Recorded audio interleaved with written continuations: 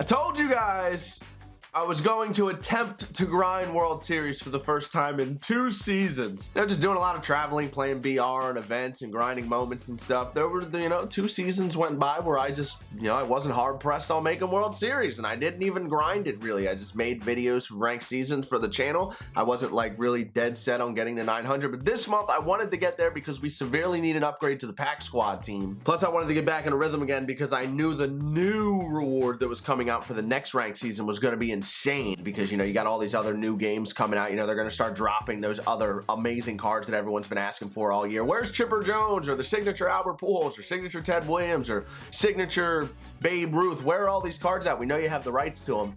They're saving them, spacing them out. There's been a ton of great cards all year long, and these new cards that are coming into the game, I don't think they're necessarily even going to be better than the 99s that are already in the game. I just think it's going to continue to be diverse as it has been all year. The point is, I knew we were going to get a big reward for this next season, so I wanted to get back in the rhythm, and I wanted to grind it this season just to get the feel back, and we did just that. We finished with a 904 rating, and remember, I didn't grind the last 2 seasons, so we started all the way at 450, and we made our way all the way up and in. I think we lost 4 or 5 games in total the whole run. So I'm going to show you guys some of the highlights real quick of the run. I did record the gameplay, but I didn't have the face cam on. It was just headphones on, locked in. I got some of the highlights for you guys, and then we're going to rip open all of the packs that we got for that ranked season because I didn't open any of them. So we're going to get a couple diamonds today, and of course, the players that we get out of these packs are also eligible for Pack Squads, which will be up later tonight. We're going to debut these cards on Pack Squads today. Alrighty, now I did make a mistake.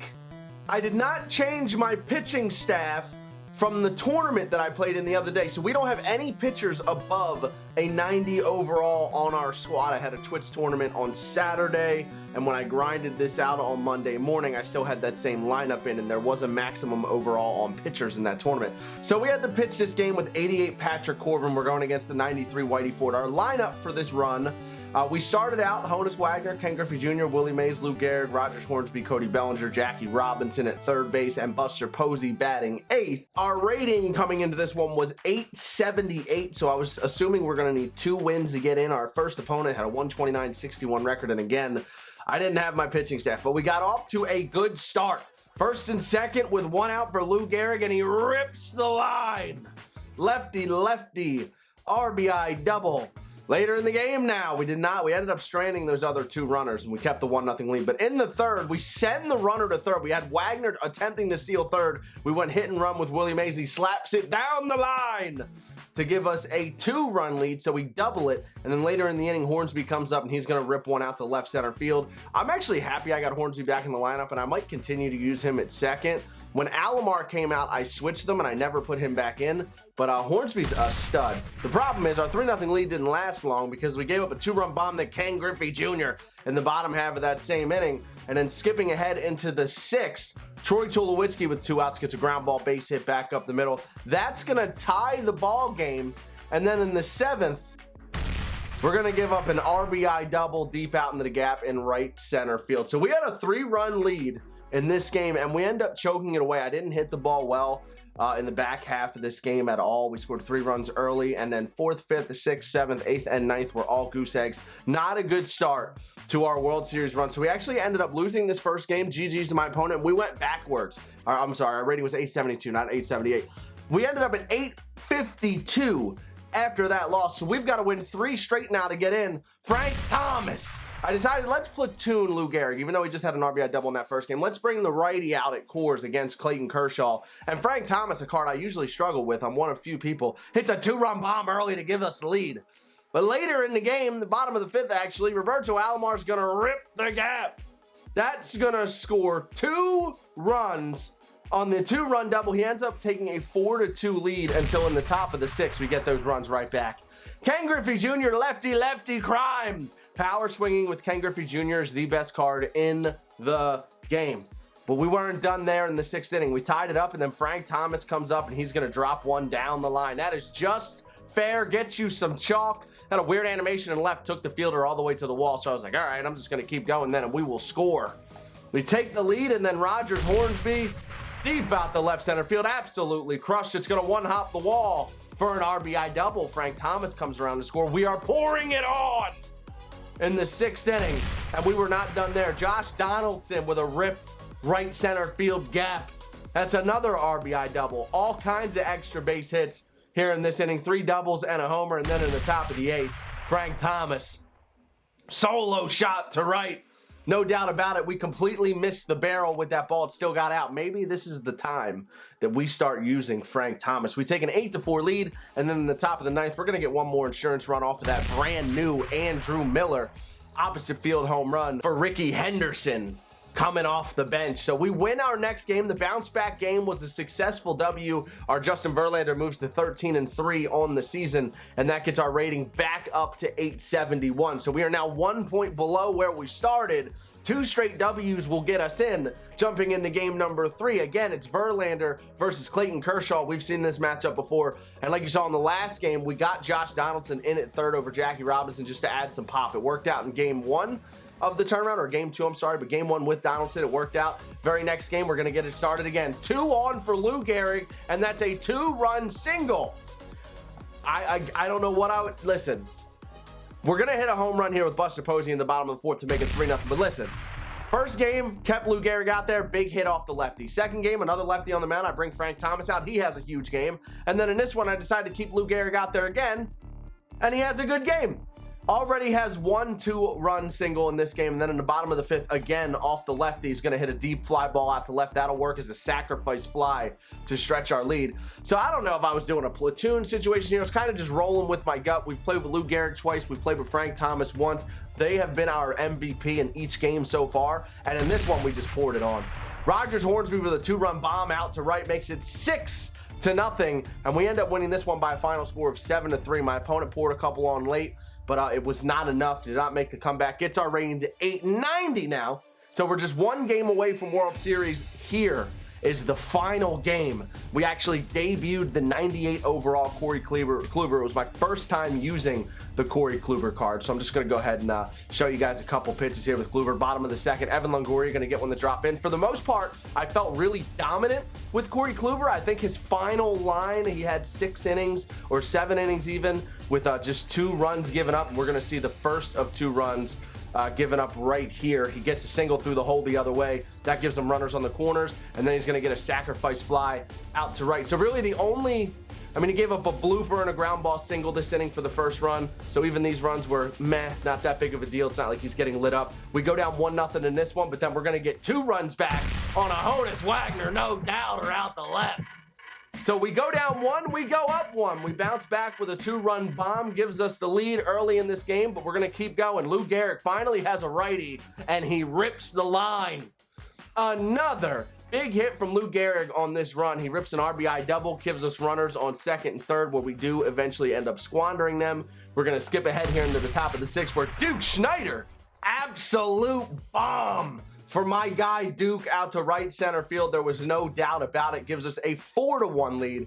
But my opponent did not go down without a fight. First pitch to Ken Griffey in the bottom half of the same inning, and he gets that 1 run right back. So it is still just a 2-run game after the 2 solo shots in the 6th inning. The score is 4-2. We're going to skip all the way to the 9th. Dennis Eckersley pitched the 8th inning. Now he just needs 3 outs here in the 9th. Jason Kendall hits a hard 1-hop ground ball to second base. We're lucky that didn't sneak through. That was the first out. Now his creative player comes up, and he actually goes to the MVP Bryce Harper off the bench. Maybe he's a fan of the channel, knows I hate Bryce Harper. I decide, why not? Let's challenge him with a 2-run lead, and he was just underneath of that one. We got it up on the black, chest high up, and he flies out to deep right center field. Not 2 pretty good swings here in the 9th inning for my opponent, and then Billy Williams comes out with 2 outs, and he's going to ground out to second. We win the ball game by a score of 4-2. We pitched really well with Kluber. We had some clutch hits early in the game. We tacked on an insurance run, so we maintained the lead, and our opponent, thankfully, was only a 785 rating for our World Series matchup, which is usually vice versa. We just beat someone on pack squads in the last episode who had a 925 rating, so a little bit of a weird journey through Championship Series this time around, but we got the job done. We went 3-1 in total. It took us 4 games when I started my grind above 870. So I hope you guys enjoyed the gameplay. Enjoy the rest of the video. We got the pack opening coming up right now. So this is what it really is going to come down to. The 97 Tulo, the 99 Ty Cobb.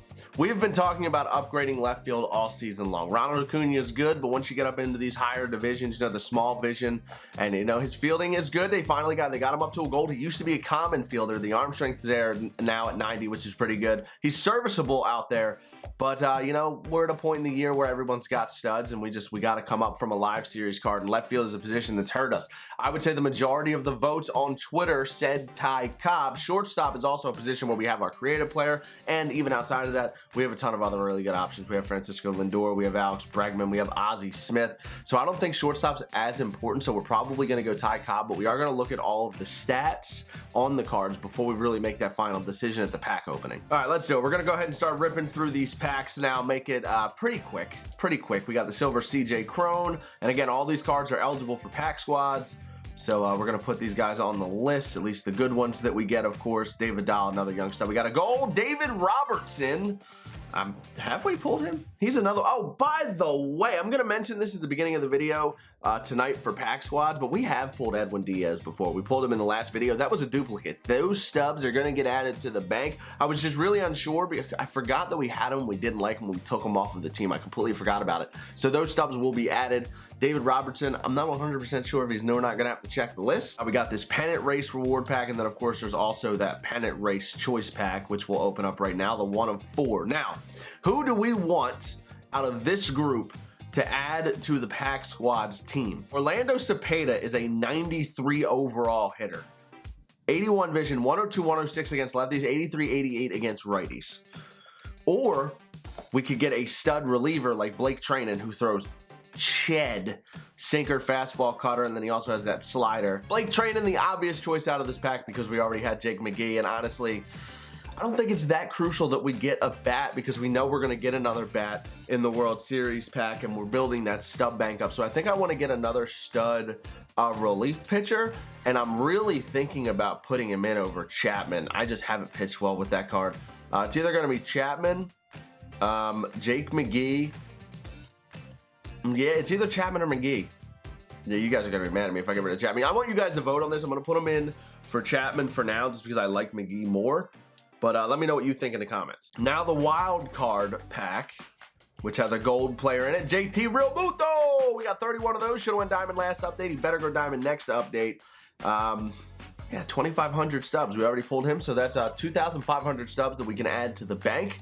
Now we'll open up the Division Series pack, which has the barbed wire bat skin, which is actually pretty sick. We got a Championship Series pack now, and then we'll do the World Series pack. Championship Series pack has a diamond player in it, and that diamond player has 121 homers. It is a stick, like I said. Now we know we're getting 2 bats in this video.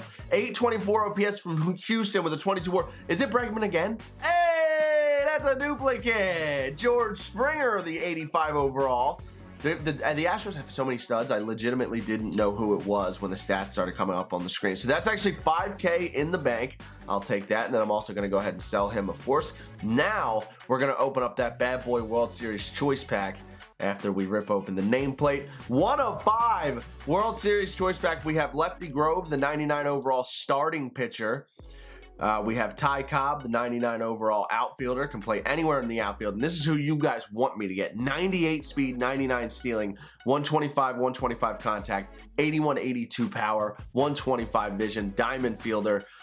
The crazy thing about him is he has a weird batting stance as well. His hands are separated like this on the bat. It's the weirdest thing, but I love it. Then you have the 98 overall Rock Crew, who has similar stats, just at second base, not as fast, not as good of a fielder, but hitting-wise, a similar player. Then you have Craig Kimbrell, the 99, but Craig Kimbrell's cards, it never plays well in the game. There's something about his release or the way his fastball zips, but good players light Craig Kimbrell up every year. Troy Tulowitzki, 97 overall. This was the other option because he is just a tremendous fielder with a crazy arm and really good hitting stats. You don't get those kind of hitting stats from many shortstops in the game. The thing is, we have our goon at shortstop. So I think just the smart thing is to go with Ty Cobb. We are going to add Ty Cobb to the Pack Squad's roster today. This is awesome.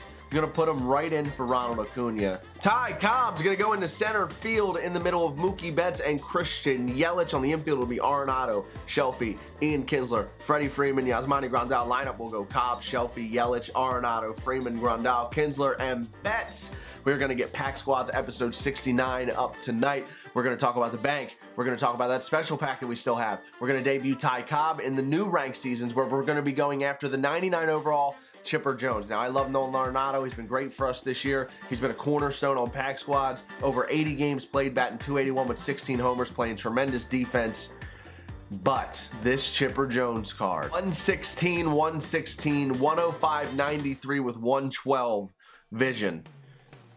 Switch hitter. Always has a cheesy swing. People still use that XP reward path.